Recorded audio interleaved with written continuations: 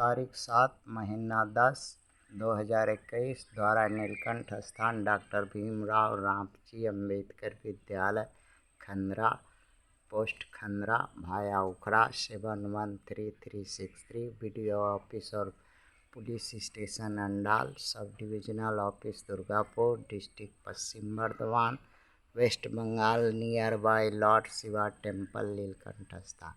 Today educational गुट्टी के तहत आज का सब्जेक्ट है West Bengal civil service main exam का जो 2018 का पेपर है।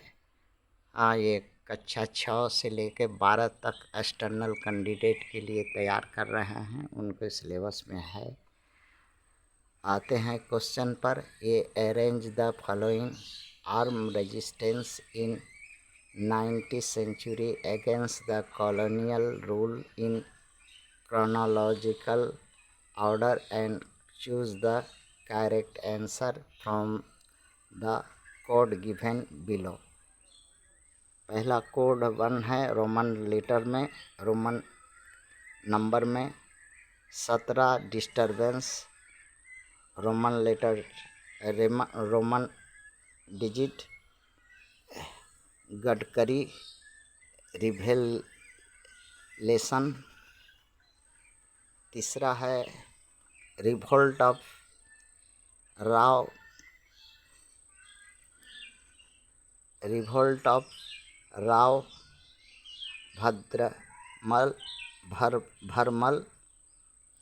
भरमल। और चौथा है रोमन लेटर का डिजिट का billion of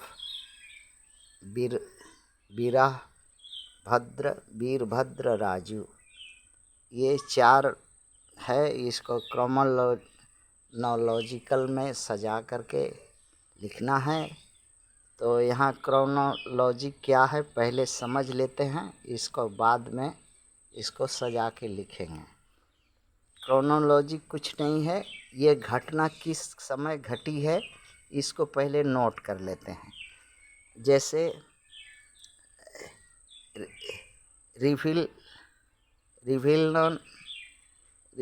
rebellion of Veerabhadra Raju, ये घटना जो है इतिहास में 1827 में घटी, ईस्वी में घटी। नोट हो गया। अच्छा, चौथा नंबर नोट हो गया। अब आते हैं अब दूसरा घटना पर। 17 डिस्टर्बेंस, ये 17 डिस्टर्बेंस जो है 1840 ईस्वी में घटा।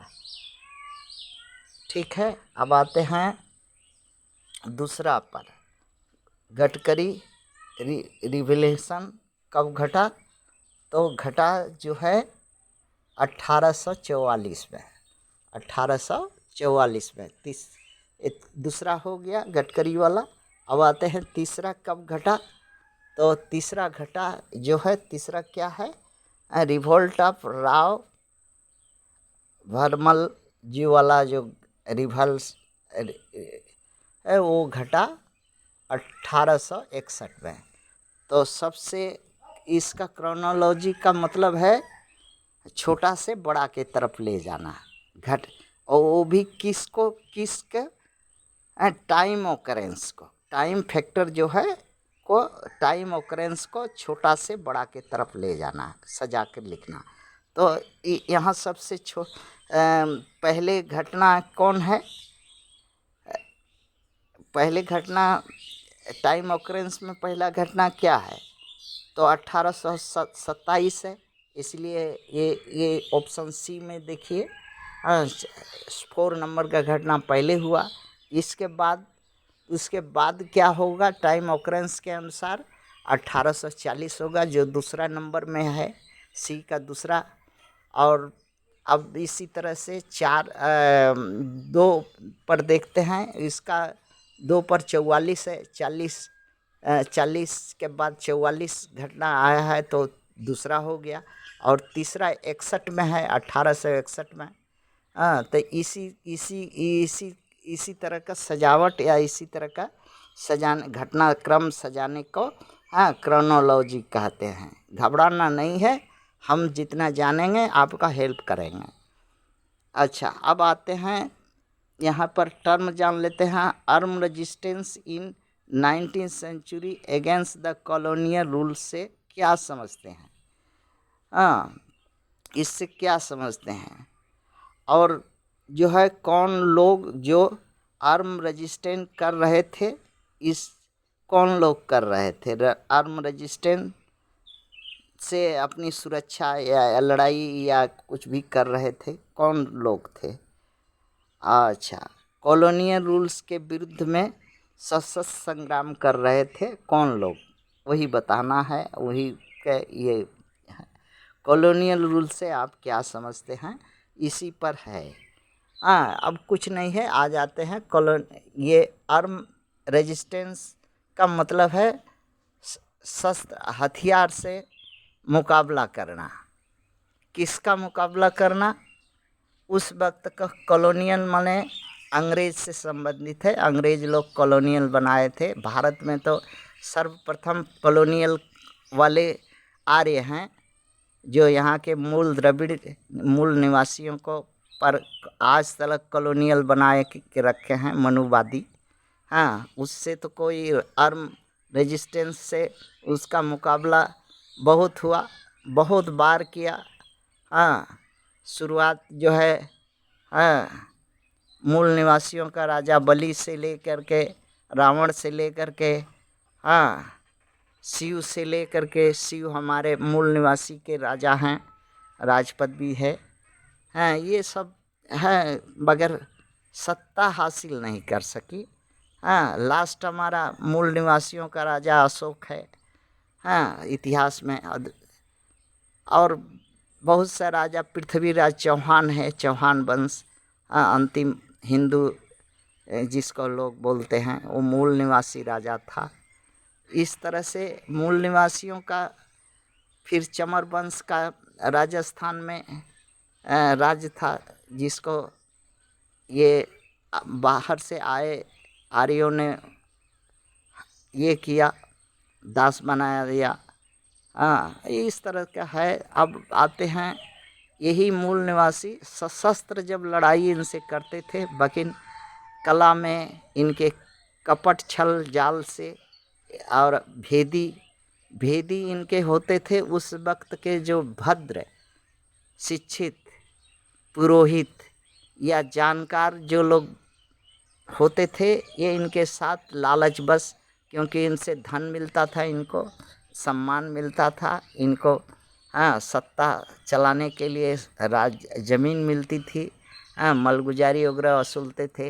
हाँ, अत्याचार करते थे, इसलिए उनके हमेशा साथ रहते थे। और जब तक ये साथ रहे मनुवादियों के, तब तक के इसी बीच में इनके कमजोरी का फ़ायदा उठा करके शक, होड़, हाँ, खिलजी और ये मुसलमान शासक यहाँ पर आए।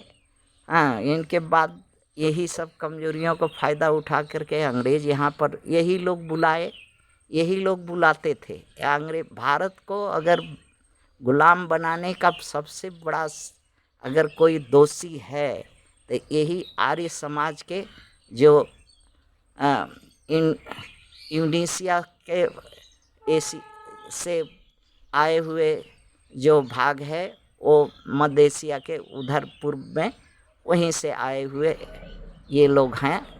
ये जो यही लोग दोषी हैं, भारत को गुलाम जब जब शुरुआत से गुलाम बनाते जा रहे हैं। और फिर अभी देखिए, हो सकता है कि भारत को और एक बार और किसी दूसरे शासक के अंदर गुलाम कर दें, जैसा रीति नीति चलाते हैं।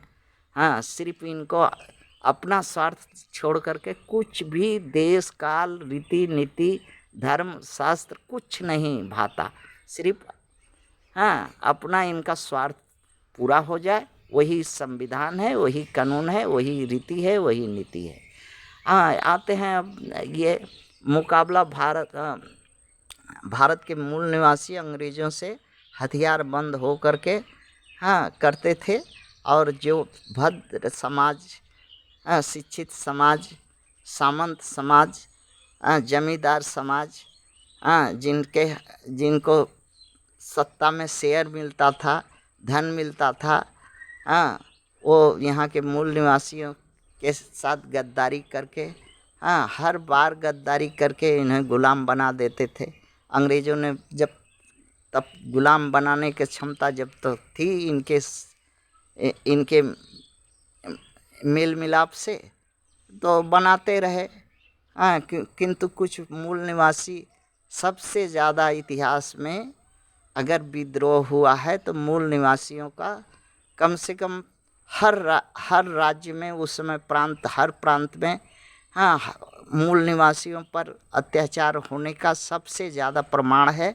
और सबसे ज़्यादा आंदोलन भी है। भगत सिंह है, वो भी एक मूल निवासी हैं।